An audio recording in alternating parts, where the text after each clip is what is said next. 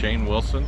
You want me to spell that or no? Okay, Shane Wilson, Rio Dell Fire Protection District Fire Chief. Today was a very active day with a lot of incoming donations and just overwhelming amount of support and tremendous help, and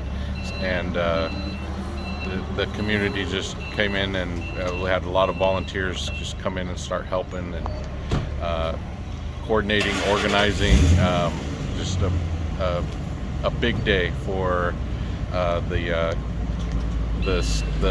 displaced people, all the people that needed water, people that just wanted to check on what they can do next. And my role is just basically kind of coordinating all that and making sure that we're planning for tomorrow and the day after that, which is looking very good right now. I think my main concern is that we don't run out of supplies when people need them, and so far it's been a very constant, consistent flow of inpouring. So thank you all. I can't thank the community enough. It's been And great. Rio Dell Volunteer Fire Station, while it's not a shelter, it has been an amazing triage center. You have the world-centric kitchen here. Folks, it's 8 o'clock at night. People are still, volunteers are still here helping out. How long will this kind of little incident command center be running? As long as we need to.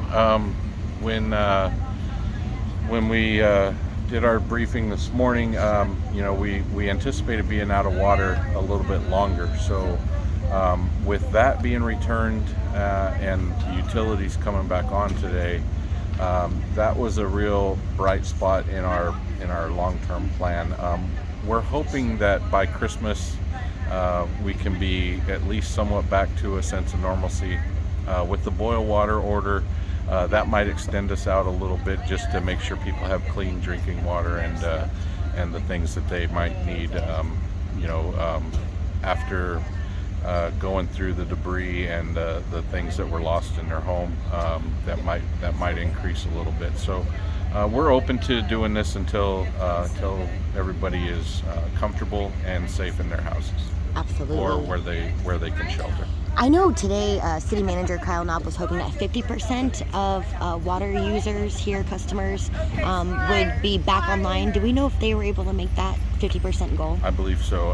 If I'm not mistaken, the main concern was the north end of town to restore water. I live in the north end of town, so we do have water at our residence. So I believe we may be closer to the 100% mark as far as distribution to the areas of town. Now, each individual house may have broken pipes or things that might keep them from getting their meters turned back on until they can make the repairs. But I believe the system itself, aside from the damaged main lines that are being assessed, for the most part, I think we're a lot bigger than 50% on distribution. That's great news. And for other folks, you have restrooms here, showers here, amazing food, pupusas. That's amazing. So cool. We've kind of turned into like a little mini base camp, similar to a CAL FIRE incident, and which I'm familiar with a little bit. So, this is just basically giving the people options to feel a little more comfortable and to get back to a sense of normalcy. And how are you and the rest of the department holding up? I mean, goodness gracious, 15-hour days, not only responding to the 6.4 magnitude earthquake, right? But multiple fires. I think you said there was 4 fires today alone. Yeah, 4 fires, and that was in the first hour after utilities were restored. We had some wiring issues that were identified after the power was restored that caused some structure fires. Our team quickly provided suppression, mitigated the emergencies, and we wrapped up with one, and we were recomping our engines here at the station, and we looked across the street and there was black smoke showing from a multi-family structure. So we ran across the street, fired up the trucks, and put that fire out as well. And we just went from one call to another for the first hour. Had a couple little hazmat calls and cooking fire that was in Scotia. So all in all, it was we expected a little more of the gas line, water line issues, but we ended up with structure fires. So can't be more proud of our group and our volunteers. They've had a rough 48 hours. Some of us are going on 3 hours of sleep in the 48 hours. We went till about midnight last night. Went home. Our emergency ops center stayed staffed.